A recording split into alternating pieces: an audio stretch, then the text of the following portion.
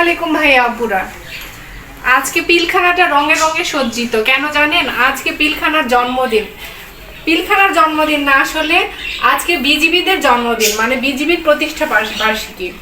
তো যে দেখেন, আমিও একটু সজ্জিত হয়েছি, সুন্দর জামা কাপড় পরেছি, আমার ছেলে মেয়েরাও পরেছে। আজকে আমরা বড় খানা খেতে যাব। এখন আমি ওড়নাটা ঠিক করে নিচ্ছি।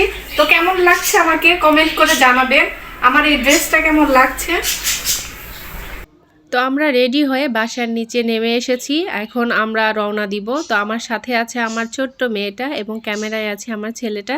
আপনারাও সবাই আমার সাথে আসেন এবং অনেক কিছু জানতে পারবেন ভিডিওর মাধ্যমে। পিলখানাটা যে এত সুন্দর ভাইয়া আপুরা, পিলখানার বর্ণনা আসলে দিয়ে শেষ করতে পারবো না। যখন আমরা হেঁটে হেঁটে রওনা দিচ্ছিলাম তখন আমাদের সাথে অনেক ভাইয়া ভাবিরাও রওনা দিয়েছিলেন। তো আমরা আসলেই গর্বিত যে আমরা বিজিবি ফ্যামিলির সদস্য। আজ আমাদের অত্যন্ত গর্বের দিন, বিজিবি দিবস।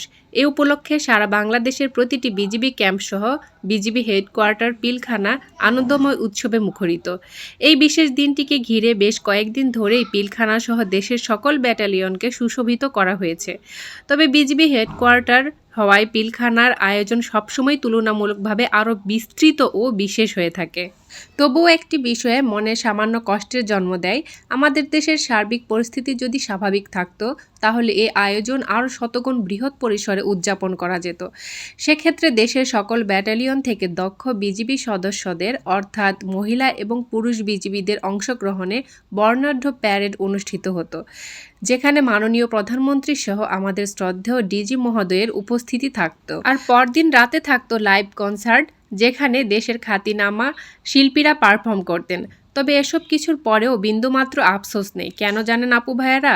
কারণ আমাদের মাননীয় ডিজি মহোদয় আমাদের অনুভূতির কথা গভীরভাবে অনুধাবন করে বিজিবি পরিবারের সদস্যদের আনন্দের জন্য এই মিলন মেলা ও প্রীতিভোজের আয়োজন করেছেন। সরকারি নিয়ম অনুযায়ী বিজিবি সদস্যদের জন্য বিভিন্ন উপলক্ষে প্রীতিভোজের ব্যবস্থা থাকলেও পরিবারবর্গের জন্য মূলত বিজিবি দিবসেই এ ধরনের আয়োজন করা হয়ে থাকে। সব দিক বিবেচনায় রেখে আমাদের খুশির কথা ভেবে এই সুন্দর আয়োজন আর বিঘ্ন হয়নি। মানে ডিজি মহোদয় স্যার এই সুন্দর আয়োজন করার অনুমতি দিয়েছেন, যদিও লাইভ কনসার্টটা হয় নাই, কারণ দেশের এই পরিস্থিতিতে আমরা আনন্দ করতে পারি না। আমাদের তো সামান্যতম জ্ঞান থাকা উচিত, তাই না আপু ভাইয়ারা? আমাদের এই বিশেষ দিনটিকে আরও বিশেষ করে তোলার জন্য মাননীয় ডিজি মহোদয়ের প্রতি আমরা আন্তরিকভাবে কৃতজ্ঞ। মাননীয় ডিজি মহোদয়ের প্রতি রইল আমাদের অসংখ্য ধন্যবাদ ও গভীর কৃতজ্ঞতা। আর আজকের এই আয়োজনের আমাদের খাবারের মেনু ছিল কাচ্চি বিরিয়ানি, রোস্ট, ডিমের কোরমা, কাবাব, সালাদ, একটা ফল অর্থাৎ কমলা, চাটনি, কেক এবং মিষ্টি জর্দা। তাছাড়া ছিল একটা করে মোজো এবং পানির ব্যবস্থা। তো আমরা খাবার দাবার শেষে সবাই বাসার উদ্দেশ্যে রওনা দিয়েছি। আর আমি যে জায়গায় দাঁড়িয়ে আছি সেই জায়গাটা বিজিবির প্যারেড গ্রাউন্ড, যেটার প্রতি অনেকেরই আকাঙ্ক্ষা থাকে সরাসরি দেখার জন্য। অনেকেই টিভিতে দেখে থাকেন এই বিজিবি দিবসে প্যারেড অবস্থায়। তো আমরা এখন বাসায় যাচ্ছি। সবাই ভালো থাকবেন। আল্লাহ হাফেজ।